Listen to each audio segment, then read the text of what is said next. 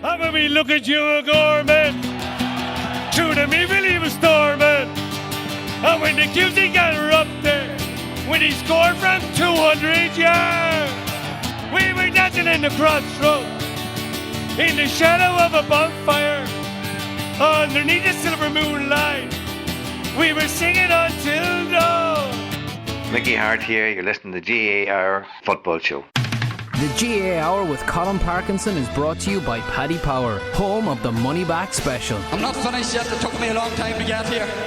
Welcome along to the best of the GAA Hour live shows during the summer. So we've had a great summer of live shows. We did 6 in total, 3 hurling, 3 football. We've been to Roscommon, we've been to Thurles, we've been to Wexford, we've been to Westport, we've been to Dublin twice, which isn't very far. It's just up the road in Liberty Hall. Conor is here to run through them. Any standout live show for you, Conor? Well, I have to say the one from Westport, Wooly, of course. Anytime you go to Mayo, it's a good show. But in fairness, it did happen to be a particularly good show that night as well. Tony McEntee, I remember being particularly good on some of the dirty tricks, let's say, that Emma Fitzmaurice would have accused Mayo of over the years. So yeah, that's coming up. Talk about that. So that's definitely coming up. Yeah. So, Westport was probably our biggest crowd outside of Dublin. It could have been our biggest crowd. Full stop. It was just completely packed out. Wexford crowd was massive as well. The venue was smaller and a lot of people didn't get tickets. Thurles a little bit disappointing. I think a Munster final for people in Thurles is like, nah, who gives a shit? Ireland. That's just reality. And Roscommon was very good as well. No Ulster live show, to people be wondering, but we did one there last year.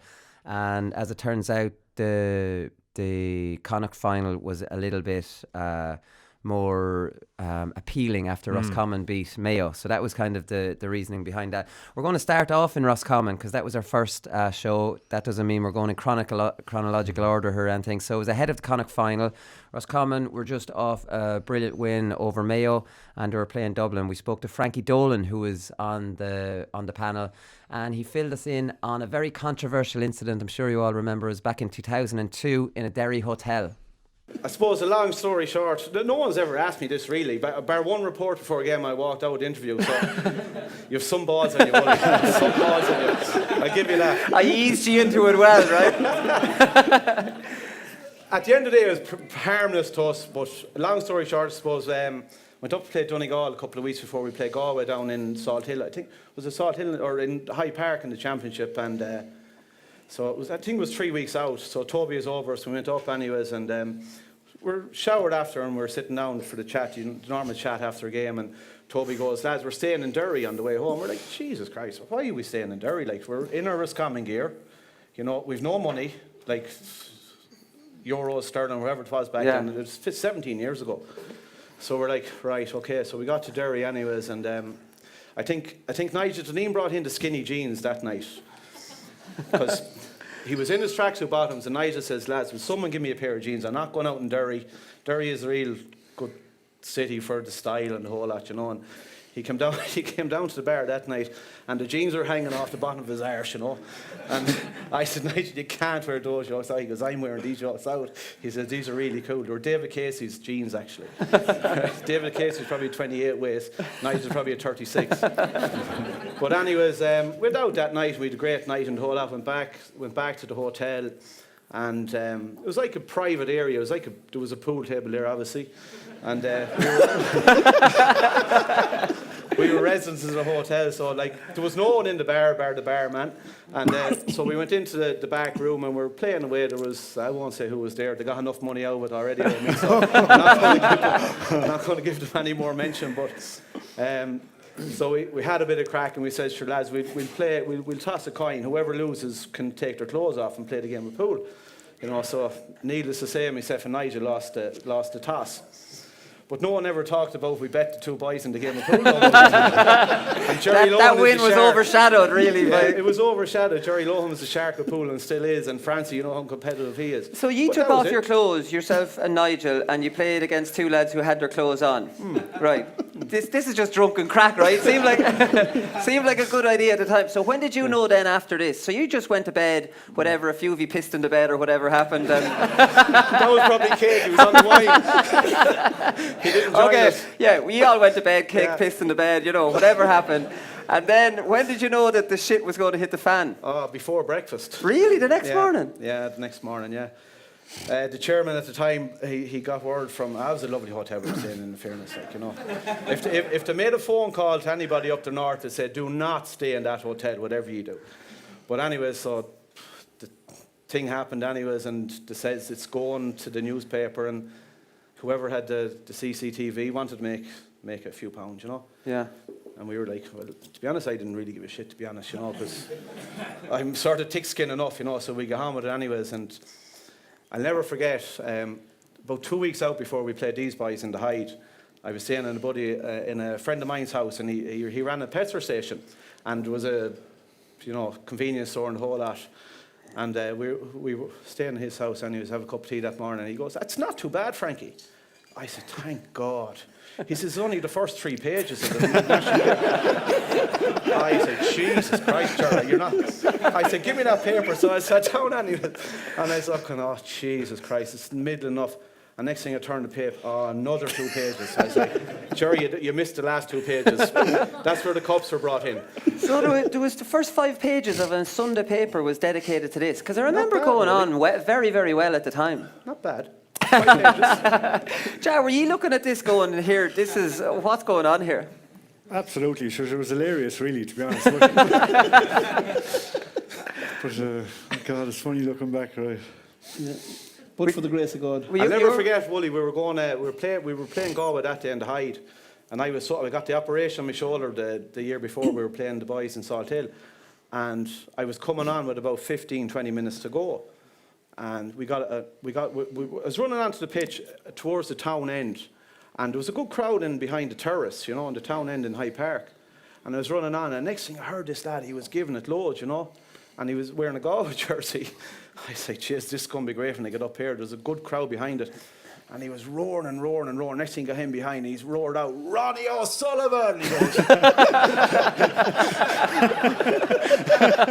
I actually walked behind the umpire and said, "Shut your mouth, he was a snooker player."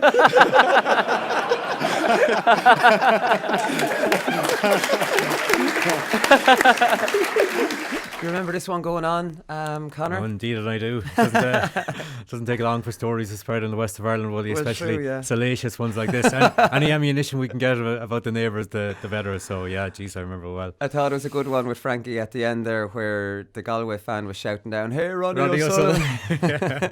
You did well to get him to explain it, because there's been a kind of, obviously, it was front page news at the time. An omerta. Yeah, of course, but I hadn't actually heard it. I hadn't heard any talk about it in the time since. And I think, to be fair, you're kind of surprised, Frankie. If you'd given them the cue that he was going to talk about it during the show, you mightn't have got as much out of him. But for, like, off the cuff, he did well. Like, he seemed to have a photographic memory of the incident in question, which I'm sure he wanted to remember some details more than others. I was talking to him, it was funny, and I was like, I was raging. I searched all over the internet to find the picture that was in the paper that Sunday, because I remember it vividly. He says, "You should have told me. My mother has it up in a scrapbook." I met his mother afterwards, and she said, "Oh, well, I have that somewhere." Yeah, like, I'll get that for you now. Jesus, good job for them. WhatsApp wasn't around back in the day. But. Oh, Jesus, yeah, for everybody, for everyone in the world at our age. So, right, that was that one. And then we went to Thurles, like I'm saying, and we talked to 2 members of the Borris Elite 5. So this was a bit of a salacious story coming out of Tipperary at the time. If anyone's not familiar, some of the football snobs might not have heard this, Conor, and they have to listen to both today. So Tipperary went on the beer after playing a Munster Championship match against Cork, and ended up going on the beer on the Monday, and 5 of them ended up on the beer in Borris Elite on Tuesday night, and poor manager Babs Keating was prank phone called. So as Captain Reds O'Grady was thrown off the panel afterwards, Shane McGrath was there too. Here's the 2 lads filling us in on this one. What happened? Like, everybody forgets how well we played in the Munster final, I think. We were playing like the Cork team at the time. You had Gardner, Kern, Sean Oak. They were all still hurling. Like I was marking Jerry O'Connor. He was hurler of the year. I was nearly going asking for his autograph halfway during the match. Like, I was just in awe of this fella. But hurled well. Lost the match by... Lose by Reds. 3 points, I think, yeah. Yeah, we had a few chances. Even Demi Fitz, I remember, had a couple of chances. He was up in the forwards that day, you know. He was getting a nosebleed up there. He didn't know what was going on. And, then, I suppose afterwards, then, sure, we went for a couple of drinks, and we went home early on the Sunday night, because we had a recovery session on the Monday evening in the pool. So so on the way to the pool, then we had an ice cream and stuff on the way to the pool, and then after the pool, then we were feeling kind of energetic, so we said we might go for another ice cream, kind of, you know. And we had a good few ice creams anyway. And here, Babs is gone now, so you don't need this code. So anyway, long story short, anyway, we were in a pub in Clonalty on the Monday night, and Ireland AM was coming on, so I said, well, maybe it's time to go home now if this is coming on. And then sure, that carried into Tuesday, went for a few sociables, and kind of the rest is history then, I suppose. The thing, everyone has their own story of it, but you know, we stick together, Reds, anyway, isn't that right? So five of you ended up in Borrisoleigh, Reds, on the Tuesday, right? So it's not like you were hammered out the gate that you should be drowning in your sorrows. We all know the Monday Club. The Tuesday, a little bit unusual to be going again on the Tuesday, even especially at that time, because things were changing a little bit. But you made an awful balls up by signing a hurl, I believe. Yeah, young lad Sean Kenny came into the pub. He was only about 8 years of age and says, "You signed the hurley." So we all signed the hurley, 5 of us. But he went down to the Borrisoleigh field then, and who was training Borrisoleigh was Brian Murray, our physical coach, was doing a one-off session with Borrisoleigh. So talk about hanging yourself, like. So we were caught. So you thought you were safe as houses in Borrisoleigh. So you'd be driving out there from Thurles thinking there's no way I'll be caught out there. Yeah. Drinking in, like, Tipperary is a huge place, like, so I said we go drinking in Borrisoleigh and no one will ever find out about this, like, you know what I mean? So when did you know you were caught, Redzer? Well, we went back to Mackie's pub on the Thursday night. Then the famous phone call was made. The Tuesday night. Sorry, the Tuesday night. Tuesday night. We kept 3 weeks out of here. We never went home. Jesus, on the Thursday. On the Tuesday night, so then Babs and John Leahy and John Coskin were looking for our heads then on the Wednesday, so... But this was on the Wednesday, right? So talk to us about this phone call then, because this is the one where that made the big kind of rumours and everything. Yeah. Your phone, Babs was talking there was people ringing him all year, and then your phone pops up, your number pops up, and he gets another one of these phone calls. Yeah. Like, can you imagine what he was thinking? Well, the phone call that was made from Mackie's that night wasn't my phone call. Well, it wasn't your phone. I never have credited my phone anyway, so it definitely wasn't my phone, but it was a friend of mine there, Conor Heneghan, made the phone call, and he could be down there, I don't know, but he gave Babs a bit of abuse, but sure, it's only a prank, but Babs took it a bit seriously. Right, okay. Is Babs gone, is he? I'm not sure. Is he down there, lads? No? I think he's gone. But, like, I mean, abuse as in, like, I mean, just light-hearted stuff? Light-hearted stuff, yeah. Right. And so then, like, I mean, is that what sealed your fate then, the prank phone call? Well, I was the captain. They probably thought I was leading the lads astray. I got a phone call on the Thursday night to come up to the Anna Hotel to have a meeting with John Leahy, Babs Keaton and John Coskin. So going up, I knew I wasn't going up to say I'm playing well or I'm doing a good captain. So I knew I was in trouble from going up along, but I went in and I got attacked above in the room and told I'm no longer a Tipperary captain. Right. So who was it the county board chairman doing most of the talking in there? Pardon? Was it the county board chairman doing John Coskin was there, John Leahy and Babs Keaton. Babs Keaton doesn't drink, John Coskin doesn't drink, and John Leahy is a reformed alcoholic, so I was in trouble before I even went up there. Poor Redzer got completely thrown under a bus here, Conor. He actually remembers saying to me, "Geez, my child couldn't even go into school. They were asking it's all fun and games, and I've been thrown off panels. I didn't have children at the time, but imagine explaining to your child as a father, well, I've been thrown off for going on the beer and in disciplinary problems, you know, and they're in school and you're trying to tell them to behave themselves. It's just a bit of a weird one. And actually it was something Shane Curran mentioned after the Frankie Dolan story that you said earlier, that it, like in fairness, while made front page news and all this, like the level of kind of analysis and forensic analysis on the private lives of kind of GAA players who are only amateurs at the end of the day. Yeah. And when you hear Redzer tell a story like that, it just kind of brings it home.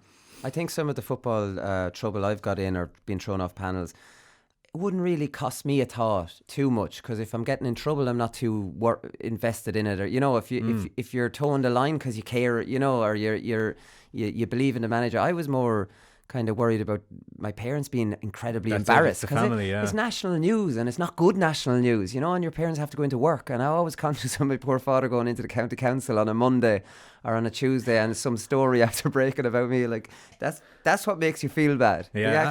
The actual getting thrown off, I it's wouldn't care. the influence that it has on friends and family. But it's funny that when you kind of brought up this story that you were going to be talking about it, I actually had to check the year, because I don't mean to rat on Tipperary or anything like that, but I think there's been a few high-profile incidents where they've gone on the beer the days after championship games and got caught out. I think there's a way of dealing with it, though. Don't think this stuff doesn't happen, but dropping your captain embarrasses it. Like, I think a lot of counties just deal with this in-house and it doesn't ever get out. This is a group of 30 young fellas. Yeah. Now, I know even in the era now of panels being incredibly disciplined, these mistakes happen. They're only human beings. Do you want to hang that person out to dry by making him a national scapegoat, or do you want to say, look, well, you're going to train, the rest are training twice this week, you're going to run up a mountain the other 3 days, and I'm going to time you, and if you don't beat this time, and just literally punish him in a different way. Go up Croke Patrick in your bare feet. Yeah, but it's under the radar. Yeah, and to be seen to be punishing them as well in front of the panel, I think is important. It's funny, when I saw this story as well, Michael Conroy told a good story there a few years ago.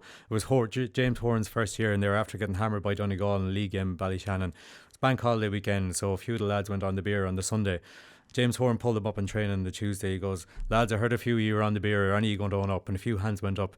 Richie Feeney's hand went up and he goes, yes, James, I was on the beer on Sunday and I was on the beer on Monday as well. And the rest of the lads were saying, what are you doing? He only knew about the Sunday. Why are you telling about the Monday? But that only, as you said, dealt with internally. That only got out 6 years later when Mickey Conroy gave an interview. Exactly. That's it. And Richie Feeney could have got the red card there and everybody would have known about it. No, I don't think any player needs that. It's not fair.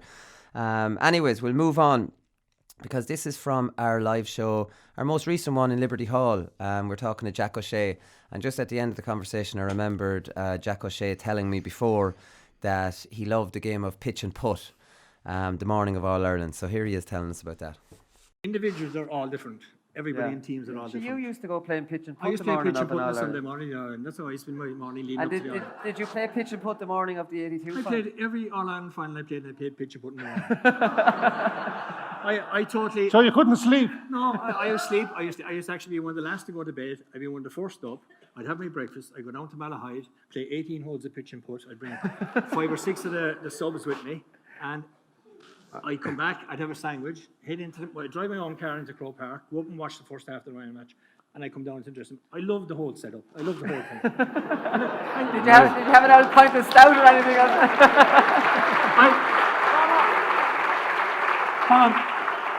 I'll put it like this to you, right?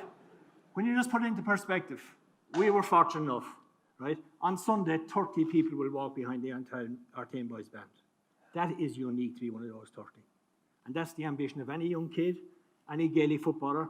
Like, if Kerry players are down in Kerry for the weekend, they have no chance of winning the All-Ireland. They're up in Dublin, they have a chance of winning the All-Ireland. That's where county players want to be. That's where every kid that plays Gaelic football wants to do. Walk behind that band. Be one of 30 that do that.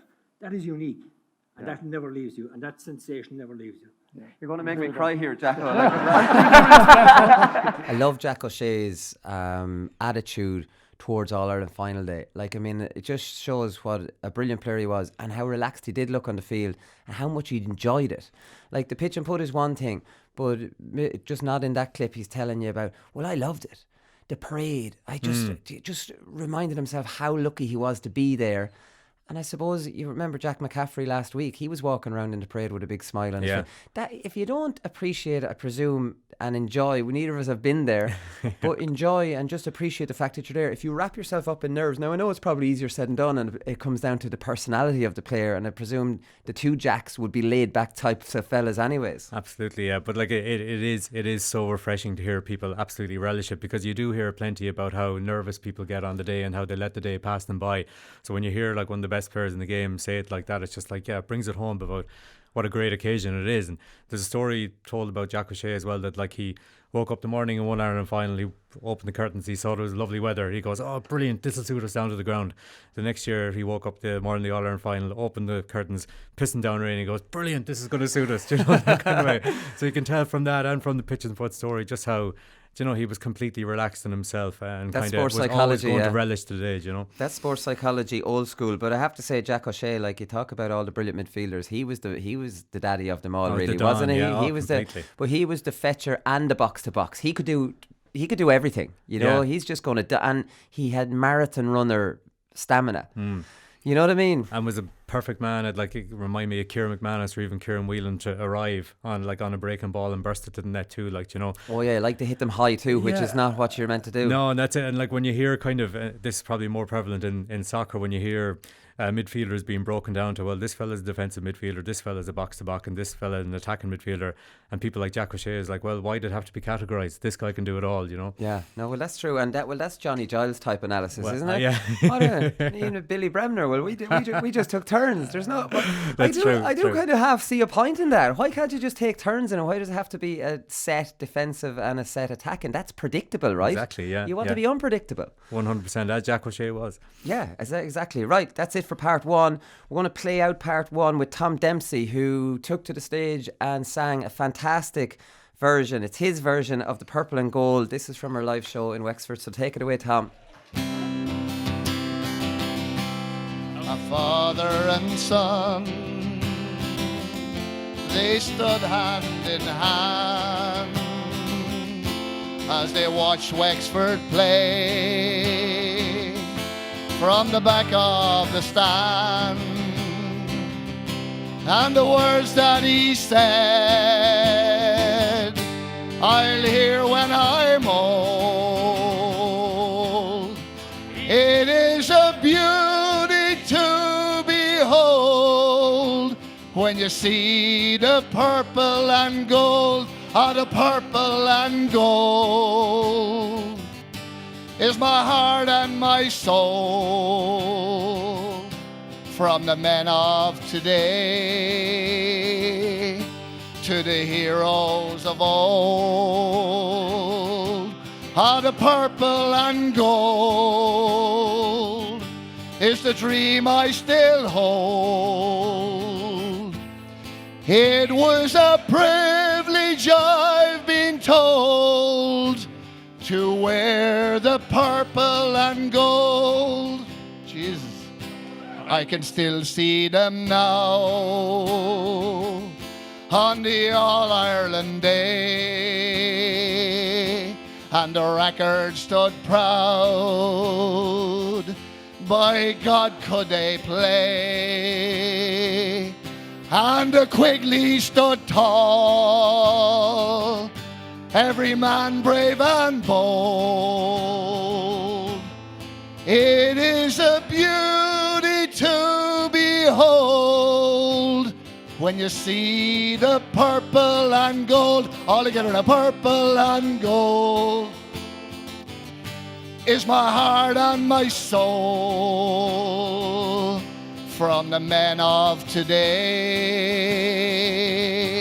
to the heroes of old, the purple and gold is a dream I still hold.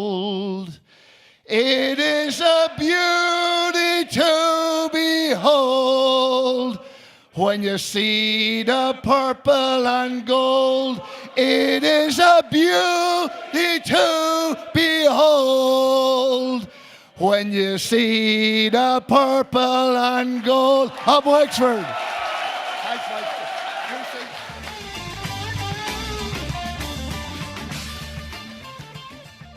All right, welcome back. So we're on to another live show in Liberty Hall, hurling this time.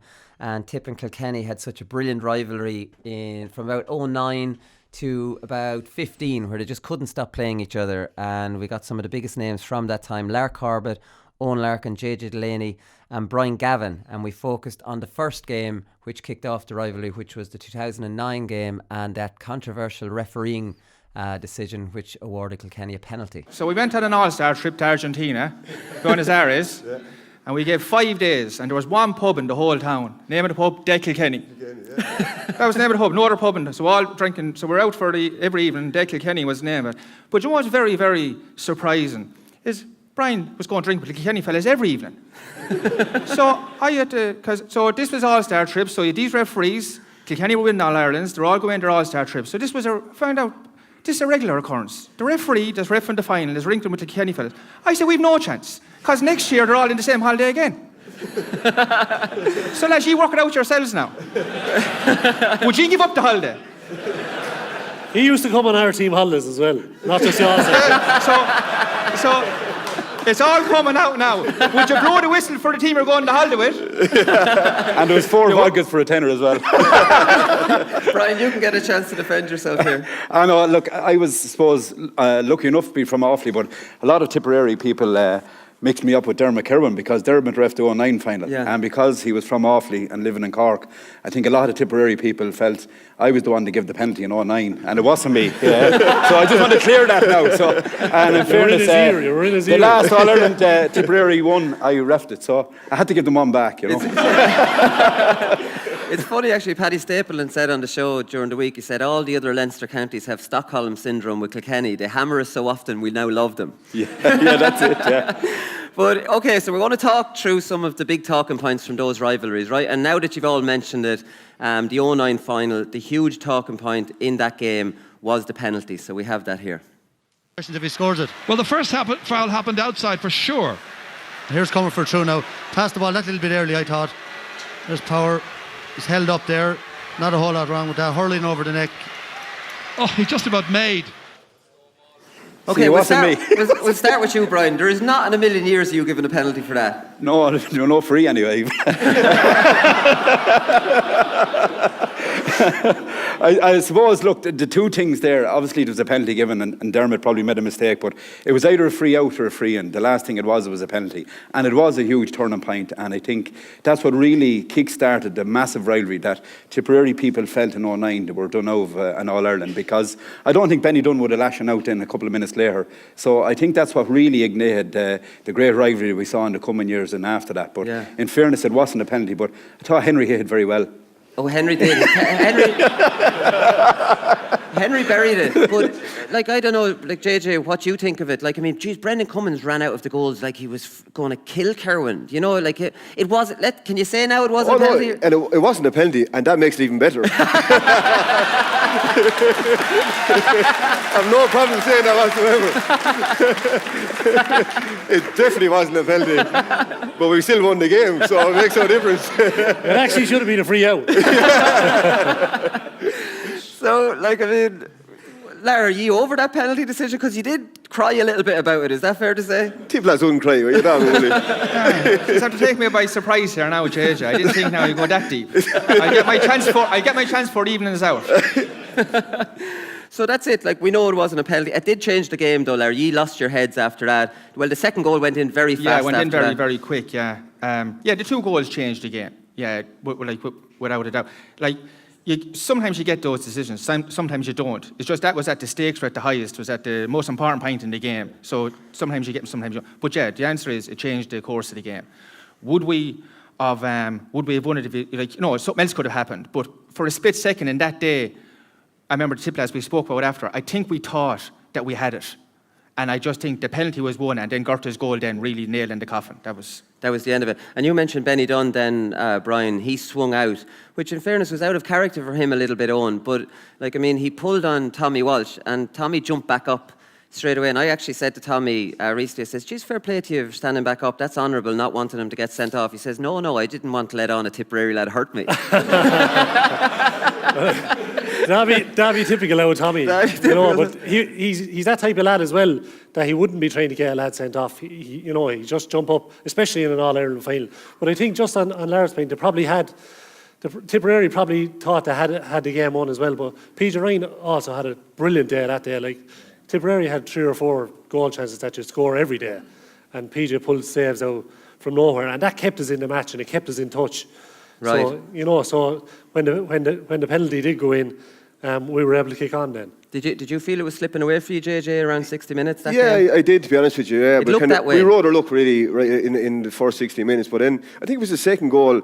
We were getting a sideline. Michael Cavan was running out to the sideline, and he stayed and stopped, kept the ball in play, and hit it down the field. And we got a goal out of it. He could have very easily let that ball over the line, and then you kind of make your own look there as well. Like, where he got the ball up the field because you could see we were kind of getting on top in the last few minutes, and that got the second goal there as well. But no, on Peage's display that day, I seen him. I heard the same club and he done that for us for years and years. But to do it on the biggest day of the calendar year is an absolute phenomenal performance.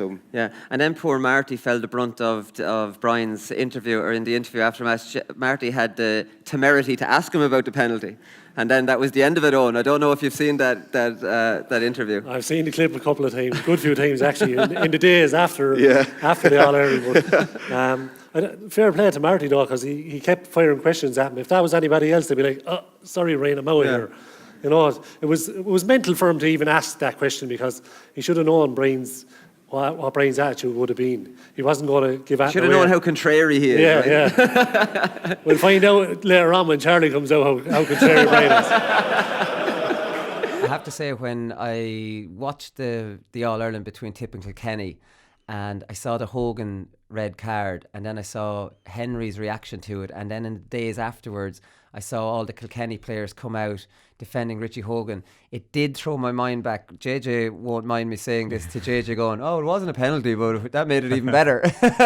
And like thinking, like the likes of Lar Corbett, who kind of got a little bit ratty about that statement, thinking, imagine what Lar's thinking now, watching the ex-Kilkenny players kind of giving out about a wrong refereeing decision. Absolutely, and I was thinking there as well about when you do a Liberty Hall show in 10 years' time, Willie, that you're going to be bringing up the Richie Hogan red card again. But it was funny as well, just to go back on it, when Brian Gavin going on the All-Star trip to Argentina with these lads. I didn't know the referee accompanying the All-Star trip was a thing that was done, but it sounded like great crack. I'll tell you one of the greatest ones of this, right? So I was talking to Brian Gavin, Brian Gavin and The Rock went into Temple Bar for a couple of pints afterwards, and I went... Oh, to be a fly in the wall there. Yeah, and we met, would you believe we met Jim Gavin? Oh, Jesus.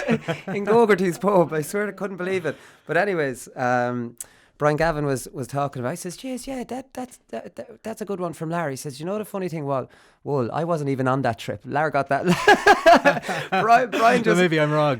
Brian just went along with it. No, I think a referee did go, but he said it was another referee. It could have been, I don't know who he said, but Brian actually wasn't even on that trip, and it was great that he kept going along with the gag. Just because it was funny, you know. He could have ruined Larry there altogether. He could have completely ruined it. So Owen Larkin was there at the end, and he brought up Charlie Carter, talking to Brian about Brian Cody, and Charlie Carter obviously came up in panel 2 in the same show in Liberty Hall. And since Owen brought it up, I suppose I had to ask him about Brian Cody dropping him in 2003. We played Dublin in Nolan Park in June, and I was captain the same day. It was the first championship match in Nolan Park, and he pawned 5 subs, and I wasn't obviously in his plans. And I had hurled well in the league final. I came on the league final, did well. It was a lifted a cup. 10-goal thriller on the bank holiday Monday in May. And we had a challenge match against Galway in between, and it did reasonably well. So, look, I always said if I wasn't enjoying the 7 miles in and the 7 miles out, it was always time to get out. So, look, I made my decision. I obviously, once you make a decision, you have to back it. And look, life goes on. It was either me or Brian to go, and Brian definitely wasn't going. You'd be waiting a long time to say, well, "I'll wait till he goes and another lad will come in." But look at it, he has remained kind of distant from the players since, and even before that year. But that's the way he manages. He does things his way. It's either his way or the highway. And there's loads of Kilkenny players over the years that would have felt hard done by and maybe just didn't come out in the same way I come out. But and even some of the greats, but you'd have to look at it. I don't have to like him, but I would admire him. Jesus, he's after bringing some amount of All-Irelands to Kilkenny, 11 All-Irelands, since he came in '99, and he's after doing a great job. And look at, I would agree.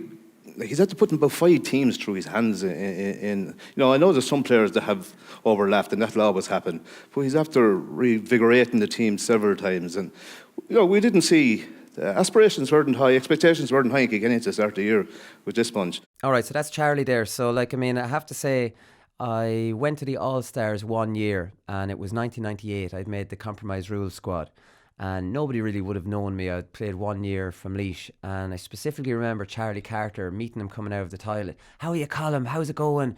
And he gave me all the time. And when you're only like 19, 20, Charlie Carter was a very big name in hurling, and for him to stop and make time for me, I loved him. I loved him before that. You like his kind of all-action style. And I held it against Brian Cody for a long time. And it took me even a while to warm to Eddie Brennan because Eddie had taken his place. Like, I just really like Charlie Carter. So, like, I mean, it's funny listening to him. He's not backing down on his Brian Cody opinion, but he's able to say, look, well, I have admiration for him. Like, I suppose you'd be it would be a strange thing to say you don't have admiration for Brian Cody. I wonder, was Cody's reputation as such a ruthless operator established at that early stage? You're talking late 90s, 2000s. We all know it now. Yeah. That's like about 20 years on. But like, it's part one of about 50 of any ruthless stories Well, that Brian Cody has. And that's the way I was asking. Like, a lot better players than Charlie. No disrespect to Charlie, like Henry Shefflin and Tommy Walsh. All-time greats. Like, now, those two are Hall of Famers, as they say. Like, they go down as all-time brilliant. And they got, you know...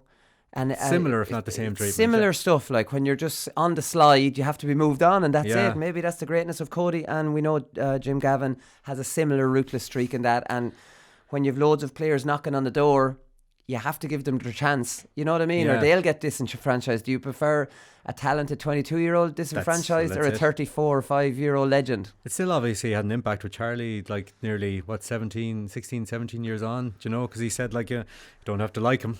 Yeah, do you know, which I yeah. found kind of an interesting insight into the Kilkenny dressing room. Of course, when you have like 30, 40 players, not everyone's going to like the manager, but it's like when you're so, and you know Brian Cody so well, you just think it's everything runs smoothly and everybody loves him and stuff, but it's just like successful dressing rooms can work like that. Yeah. Not everybody has to get along. But I suppose it is like the Mick O'Dwyer effect. When you're a legend like Mick O'Dwyer or Brian Cody, like, you know, me criticising Mick O'Dwyer, even though I've tried to explain it with exact facts of what went on back then, like, I'm not looked upon favourably by a lot of people because of that. Like, how dare you? Yeah.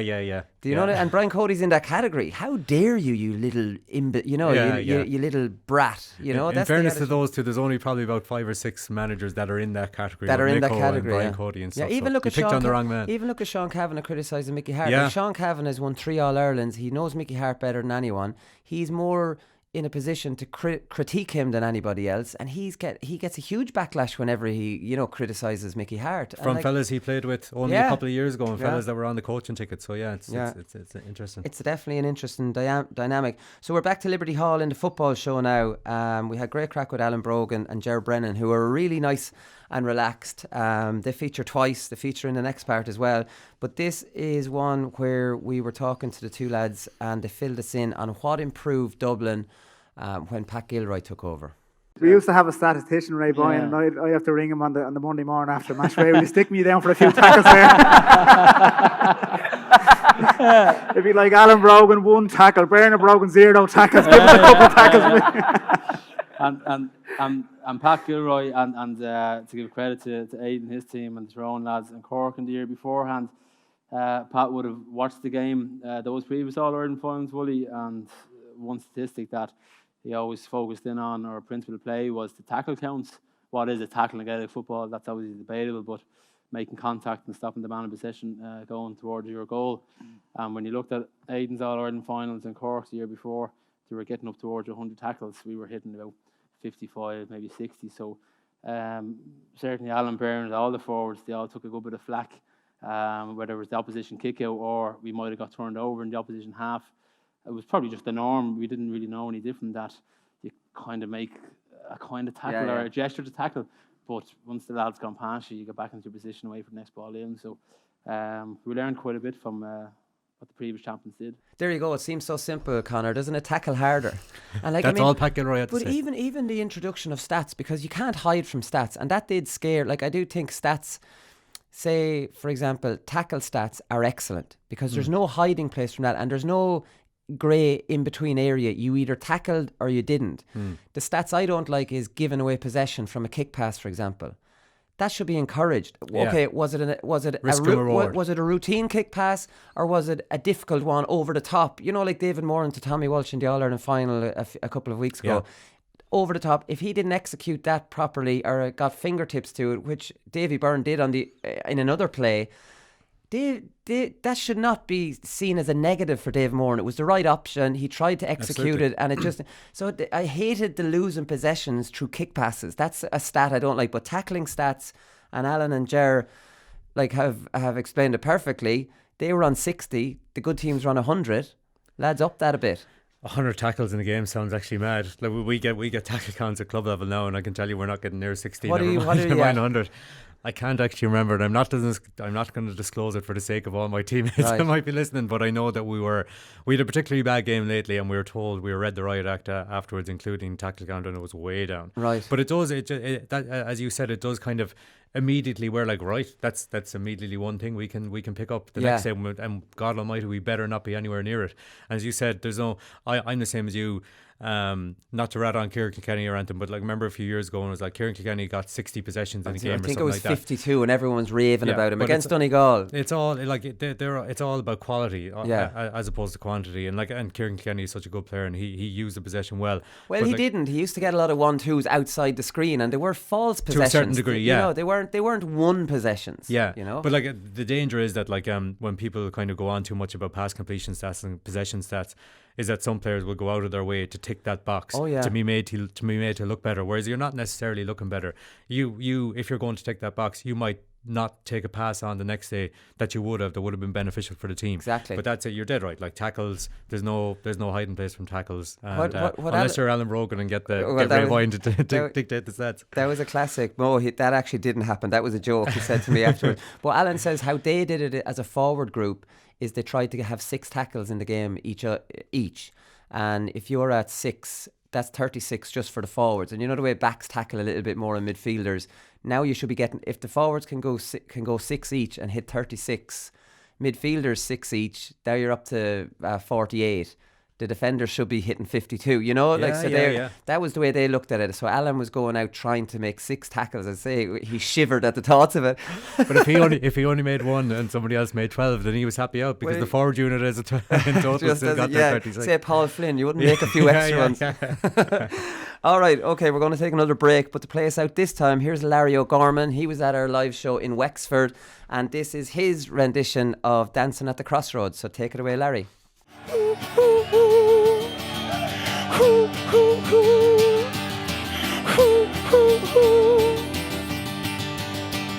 Well, I remember as a young boy, the beginning of September, we were standing at the station waiting for a train.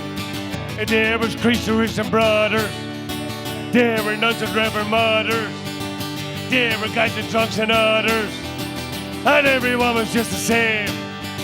And we stood on the 40 from New Ross and Persigori. There were buses from McClody, there were hearts and carts and all. And with Salaman and Crawford, they were shouting and screaming. And carrying Larry Murphy, he was 25 feet tall. So what's the story, Martin? Story? Wexford dreaming about for glory. And then the last the cup is lifted. He said, we brought it back for you.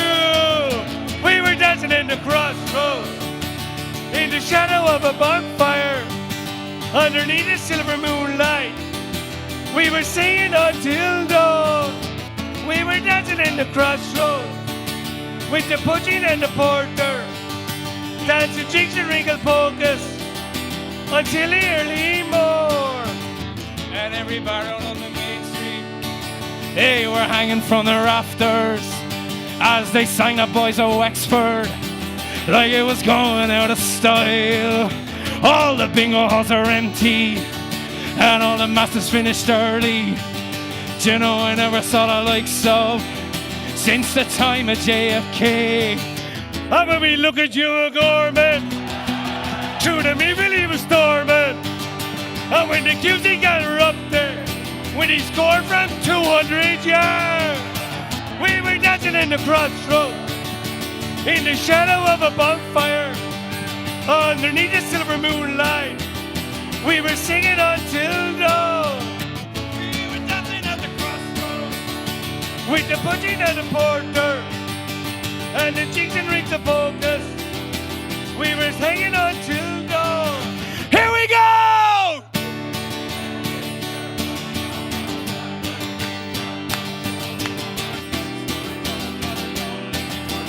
Adrian Fennell, Larry O'Gorman, Rory McCarthy, Larry Murphy, Gary Laughlin, Eamon Scallon, Dave Guine, Declan Root, Jim Burns, Shane Carly, Paul Flynn, Tommy Coe, Hurling team, and the man who named the dream, his name is Ian Griffin, Seamus Cowan, Joe Kearns, MJ Reckon, all the rest. Brave young men in 96, so we remember with the best. Rocker Quigley, Whelan, Dawn, Boogie Murphy, Nolan Flood, and the easy Carmichael, Wexford heroes, one and all!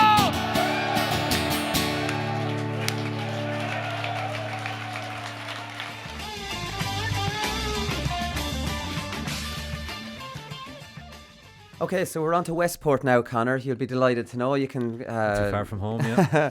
So there was a lot of controversy in the hurling championship when Dublin selector Greg Kennedy caught one of TJ Reid's frees, if you remember that. Eamon Fitzmaurice tweeted not long afterwards about some of the dark arts that the Mayor Fuernas get up to. And I have to say I was very naive to all this stuff before this kicked off. As, I mean, it's not something I necessarily noticed. So Fitzmaurice tweeted, Tony McEntee was a great man to spot and fill space on an opposition kick-out as he slowly withdrew from the pitch, disrupting the goalkeeper's appreciation of space. JO is a good man to drag his backside when required also. So we had Tony McEntee on our live show in Westport, and here was his response to that. To be fair, that was the plan.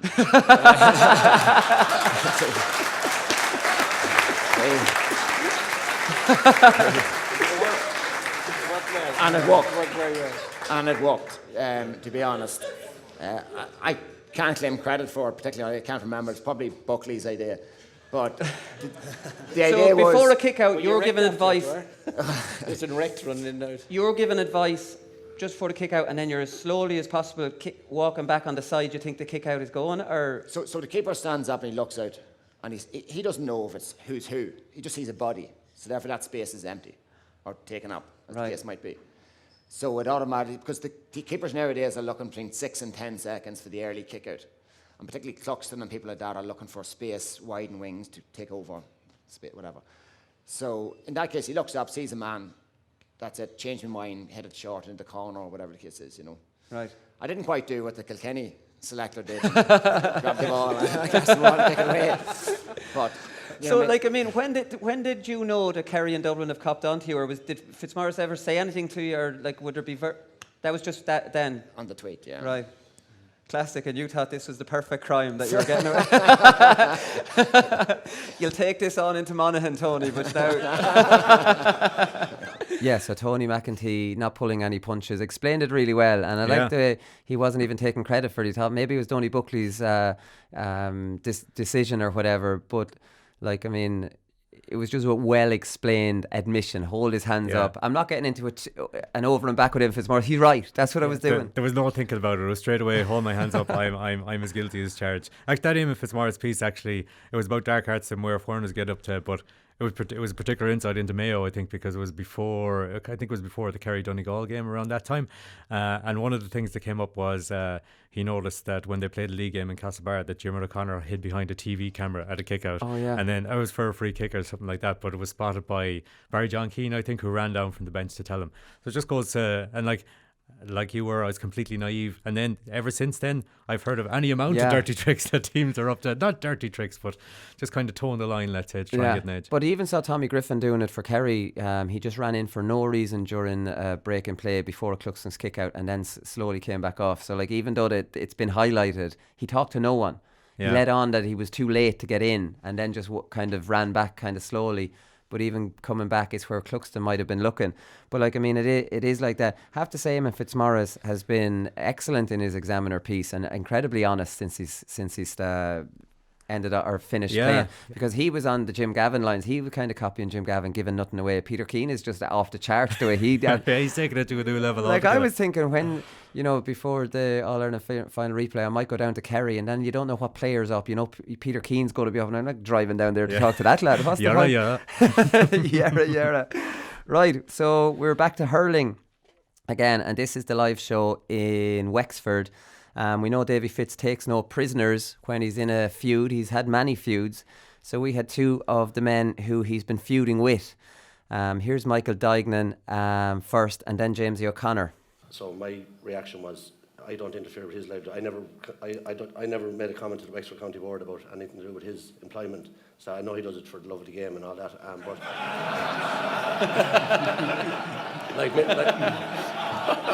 like Mick O'Dwyer. Yeah. Mick O'Dwyer. Jeez, I loved Mick O'Dwyer. I love driving. Yeah. So anyway, Waterville to Kildare every night. Yeah, right. But anyway, so that was the only thing, and it did create a bit of tension. I answered him back on morning and it got a bit tense. But I met him, and it's like everything. You've met him since this? I did meet him since that. Yeah. There's always something that puts things in context, and there's a young lad in 2 Mile House in Kildare, a young lad called Adam Burke, and he was only 20 years of age, very good footballer. He had a stroke on the field, and he was desperately. He was lucky to live, but he was very badly. Physically damaged, and there was a huge fundraising appeal. He needed about £1 million to try to help him, and we did a night up there, and Davy was at it, I was at it, Joe Bradley was at it, Tomas O'Shea, and a couple more, and we had a panel discussion like this, and I chatted to Davy before and after it, and look, life is short, and we shook hands and we had a chat. And did you bring that up? Did you bring the argument up? We had a bit of a chat about it, yeah, and but you know, it was civil, and it's funny in his book. The only thing is, he left kind of made up with me, but he left with a bigger chip in his shoulder about Bradley. Because Conor Sketches was there that night as well. He's at the opening of every envelope, isn't he, and everywhere. But Conor Sketches was there, and he did Davy to Davy. Now, it was one of the funniest things I've ever seen. He did Bradley to Bradley, and then Davy to Davy. He took out to the Suder and the whole lot. Like, it was fairly close to the bone now. So I think he fell out with him that night, and he fell out. And Bradley wasn't very nice to him, and he fell out with him. So he wrote his book then subsequently. So he kind of said, "We're grand again now." You're down the list. No, I'm grand again now for the moment. Maybe after tonight or after Sunday I could be gone again. But what about you, James? Are you down the list, or are you still up the list? Because in the book, he said about you, in their different ways, both this is Brian Lohan, and Brian has reason enough over the LIT or the Mary I and UL rivalry.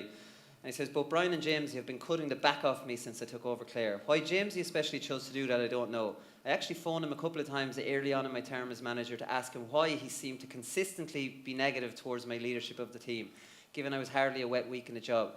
No more than with Lohan, I felt I had a great relationship with Jamesy when we were teammates, but he never seemed to warm to the idea of me as Clare hurling manager. Respond to that. What a first question. Yeah, nice gentle opener, Woody, thanks. Yeah.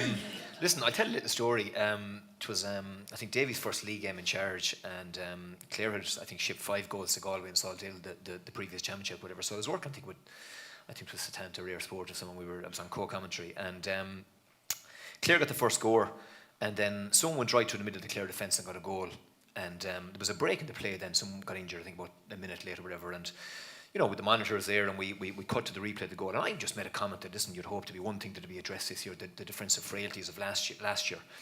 And after that, Clare hurled Limerick off the pitch, right? Conor McGrath was on fire the same night, Podjanink was playing, and I couldn't have been more effusive in my praise about, you know, it was refreshing how well the lads had played, and as we hockeyed Limerick inside in the Gaelic grounds.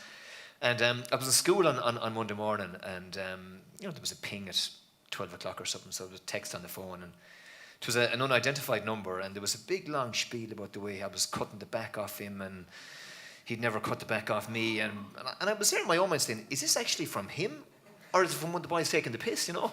And so I got home at lunch anyway, and I said, I'll ring this number or whatever, and I said to him, did you actually see it? Did you actually hear what I said? And no, one of the boys in LIT said to me, you were cutting the back off me or whatever. And, you know, what do you say, like, you know? That wasn't a bad impression there, actually. But, don't start taking the piss out. So I tell you, yeah, exactly. But look, so I said, listen, it's not my style, you know, surely you know me better than that. I mean, we hurled together, obviously, for years.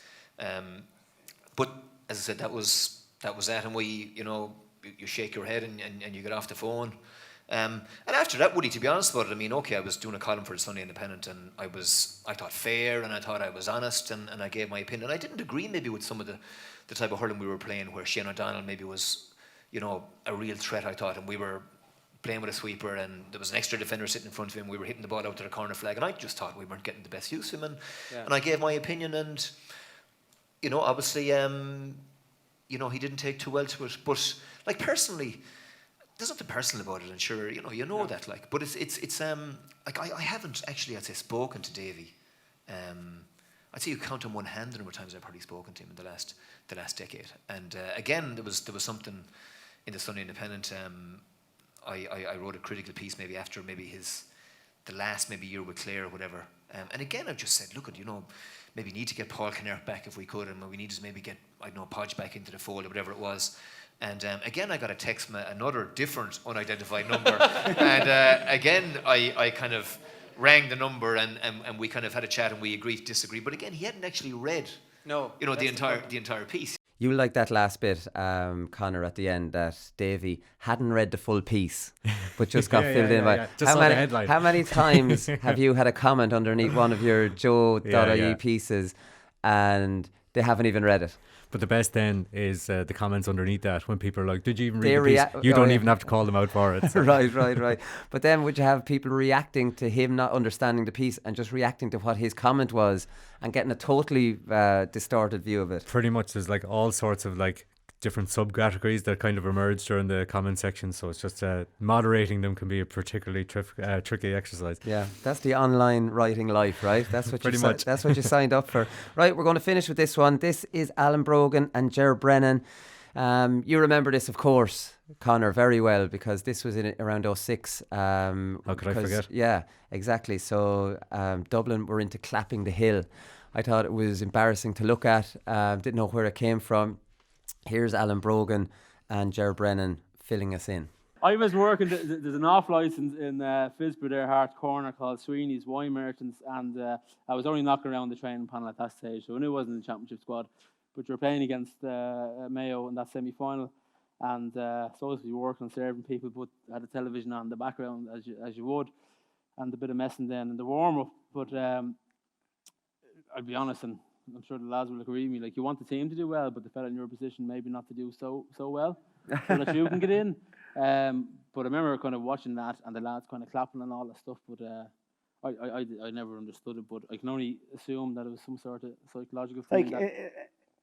Like you have to remember, we were getting hammered by Tyrone, we were getting hammered by Kerry, we were walking through Leinster, maybe not walking through Leinster, but we were winning Leinster well at that stage. We were coming up against the Tyrones, the Kerrys, and we were getting bet off the park. So we were looking for any angle we could find that could just bring us that bit closer. I don't know, maybe it wasn't even intimidation, and it was just trying to get Hill 16, the 16th man behind us, and see could that make a difference for us. There was no really more to it than that, to be honest with you. Like I can't. You never thought of just like that, kind of maybe tackle that bit harder or something, you know? You know, like what Pat Gilroy thought of. Well, maybe there was that bit of insecurity in the team at the time. I don't know, but it was like we were shipping a few big defeats and big games over the course of the 3 or 4 years before that. We'd obviously been beaten by Tyrone. That Mayo game, we'd been beaten by Tyrone in 05 when we thought we were ready to make that step up. And did you feel we were probably bullied a little bit? We were probably bullied a little bit. I actually started very well in that game, and Conor Gormley came on me then, probably bullied me a little bit in the second half, didn't get on much ball. So for me personally, I was looking for any angle I could find that could maybe just make us some more. Yeah, maybe we should have just tackled harder, and we never thought of that. It's like the extra time. Did you feel weird doing it? Were you hiding in the crowd, or were you? Wheeler was being pulled back by the jersey one time. Well, that was the Mayo match, wasn't he? Someone was pulling. Wheeler was about to climb into the hill. Like.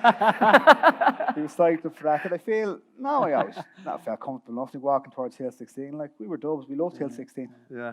I'm just thinking, I was saying on the show yesterday, could you imagine Jim Gavin watching that? Oh, yeah. I'd say he'd be like, what the fuck is going on here? It was a different time. We were in a completely different position than the team now is, and I suppose we were just looking for any angle we could, and like in fairness to Pillar and that management team, like we left no stone unturned trying to reach an All-Ireland final, and if there's one, like I've said it before, if there was one regret that I'd have over the course of my career, and it's hard for me to have any regrets, it's that we didn't manage to reach an All-Ireland final with that team over that period, because it was a close group. We put a huge amount of effort in, and we probably deserved, like that game against Mayo that day is obviously a big regret. We should have closed that game out in hindsight. Maybe Tyrone, but particularly that Mayo. I mean, we would have had to play Kerry in the final, so maybe we wouldn't have won the final, but just getting to a final at that stage, Would I have think been a would have big been a deal, monkey yeah. off the back for us. No, yeah. well, it's true. And I played against you. You were a very well prepared team. That's like, I'm not trying to. We're not trying to slag Pillar off because, like, I remember at that time thinking. You might these lads come are in your way show ahead of again, us. Wooly. What? You might come in your show again if you do.